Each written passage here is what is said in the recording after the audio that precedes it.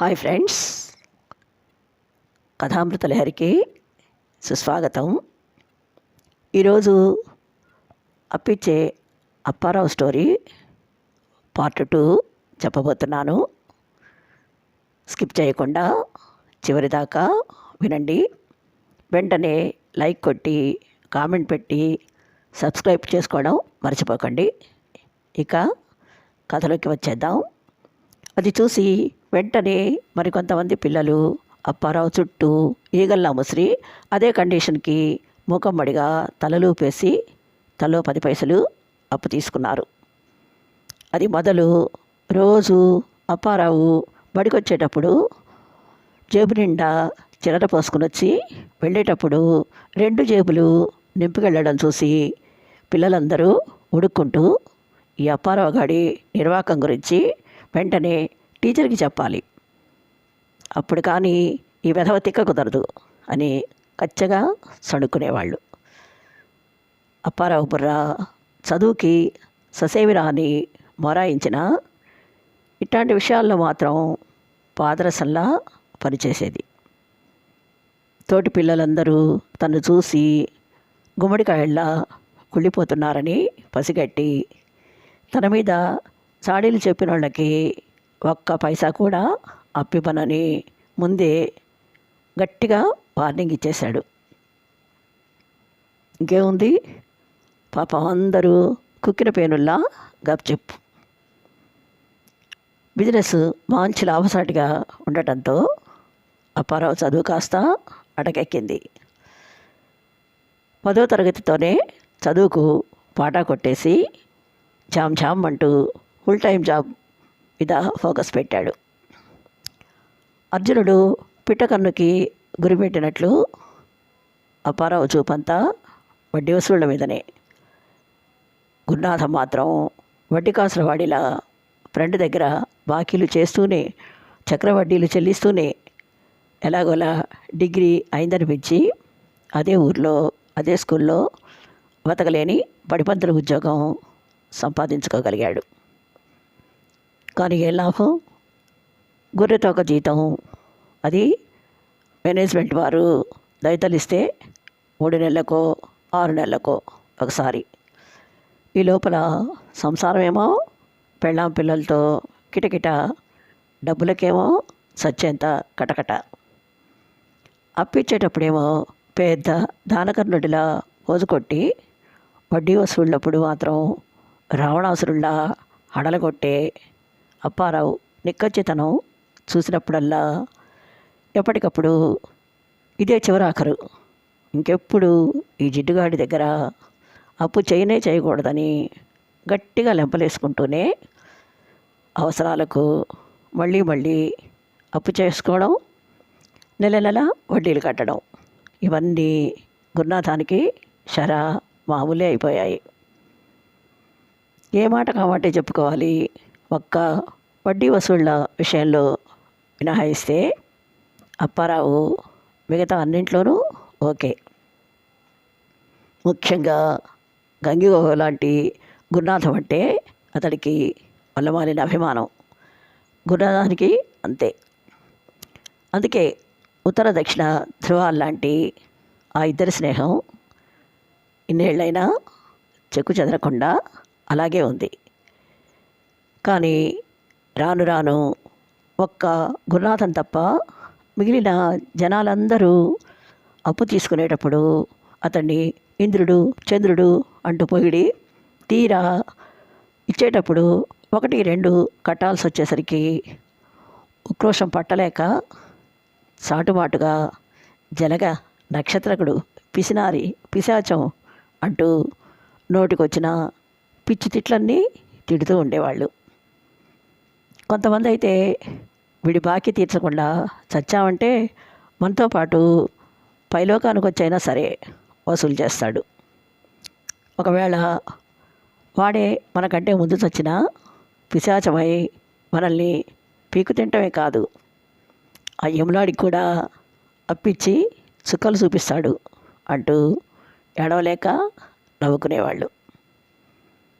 మొదట్లో అప్పారావు వాళ్ళ శాపనార్థాల్ని దున్నపోతు మీద వాన పడ్డట్లు లెక్క చేయకుండా దులిపేసుకుని చిద్విలాసంగా చిరునవ్వులు చిందిస్తూ ఉండేవాడు.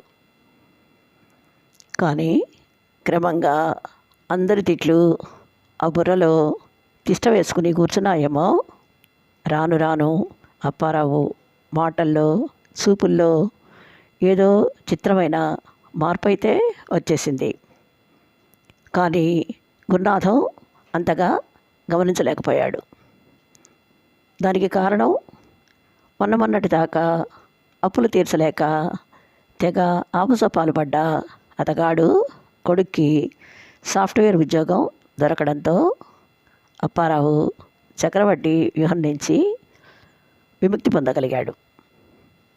దానికి తోడు కూతురి పెళ్ళి హడావిడిలో పడి స్నేహితుడిని ఈ మధ్య కలవడం కూడా కుదరలేదు. కానీ ఆ సందడి కాస్త సద్దుమణిగిందో లేదో అప్పారావు అర్జెంటుగా మాట్లాడాలి, దగ్గరలో ఉన్న హోటల్కి రా అని ఫోన్ చేసేసరికి కంగారు పడి ఆఘమేఘాల మీద పరిగెత్తుకుంటూ వచ్చాడు. కానీ అతడు ఈ లోకం పైలోకం అంటూ తలాతోక లేకుండా వాగుతుంటే అప్పారావు వింత ధోరణి గురునాథానికి కొత్తగా అనిపించసాగింది. కొంపతీసి వీడికి ఆ వడ్డీ వసూళ్ళయ్యావా ముదిరిపోయి పాకాన పడి వెర్రి తలకెక్కలేదు కదా, లేకపోతే ఈ పిచ్చిపాగుడంతా ఏంటి అన్న అనుమానం పడిచూపింది. అందుకే ఎందుకైనా మంచిది రేపు ఒకసారి వీళ్ళింటికి వెళ్ళి పెళ్ళాల దగ్గర కూడా ఏమైనా పిచ్చి వేషాలు వేస్తున్నాడేమో కనుక్కుంటే సరి, అప్పుడు అసలు విషయం పూర్తిగా అర్థమైపోతుంది అనుకుని అప్పటికి సైలెంట్ అయిపోయాడు. అతడి ఊహే నిజమైంది. పొద్దుటే అప్పారావు భార్య అలివేలు ఒక్క పరుగున గసపెట్టుకుంటూ ఇంటికొచ్చి, అన్నయ్య మీ ఫ్రెండ్కి గాలో ధూళో సోకిందేమోనని నాకు చచ్చేంత భయంగా ఉంది. నెల రోజుల నుంచి పగలంతా ఎవ్వరిని పట్టించుకోకుండా ఏటో పిచ్చి చూపులు చూస్తూ దెయ్యాలు, భూతాలు, భూలోకం, యమలోకం అంటూ తనలో తనే ఏదేదో గొనుక్కుంటున్నారు.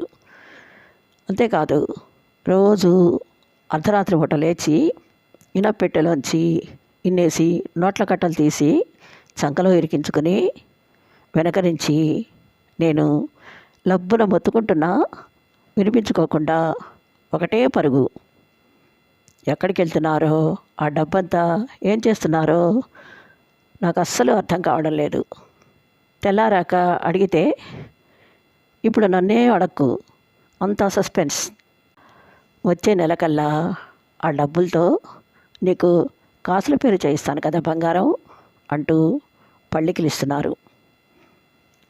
ఆ మనిషి వాళ్ళకం చూస్తుంటే అప్పు తీసుకున్న దరిద్రమగొట్టు వెధవలంతా ఒకటై కూడబలుక్కుని చేతబడేమైనా చేయించారేమోనని అడిలి చస్తున్నాననుకో. ఆయనకేమైనా అయితే నా గతేంట్రా దేవుడో అంటూ గురునాథ భార్య సుబ్బలక్ష్మిని గట్టిగా వాటేసుకుని భోరుమంటూ ఏడ్చింది. అలివేలు మాటలు వినగానే అప్పారావుని గురించి గురునాథానికి ఫుల్ క్లారిటీ వచ్చింది. తన అనుమానమే నిజమైంది. ఒక్కసారిగా లక్షలు కోట్లు సంపాదించాలన్న వీడి ముదృష్టపు దురాశ వల్ల ఇప్పుడు ఇలా మతి చెడి గతి తప్పిందన్నమాట. బుర్రంతా జనాలందరి తిట్లు శాపనార్థాలతో డంపింగ్ యార్డ్లా తయారై తట్టుకోలేక మెంటలో చేసినట్లుంది.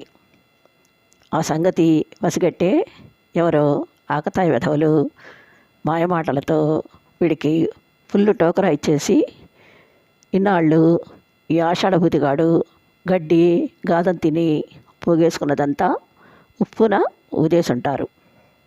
పాపం అప్పారావు తన బొక్కసం తనే చేతులారా ఖాళీ చేసుకున్నానని తెలిసిన రోజు గుండెలు బాదుకోడు. ఊహించుకుంటేనే గురునాథం గుండె చెరువైంది. ఎంత చెడ్డ చిన్ననాటి సావాసం. గురునాథం గుండెల్లో టన్నుల కొద్దీ సింపతి తన్నుకొచ్చేసింది. ఈ ఎపిసోడు ఇంతటితో ముగిస్తున్నాను. ఆఖరి ఎపిసోడ్ కూడా త్వరలోనే వస్తుంది. దీనికి లైక్ కొట్టి కామెంట్ పెట్టి సబ్స్క్రైబ్ చేసుకోవడం మాత్రం మర్చిపోవద్దు ప్లీజ్. Thank you.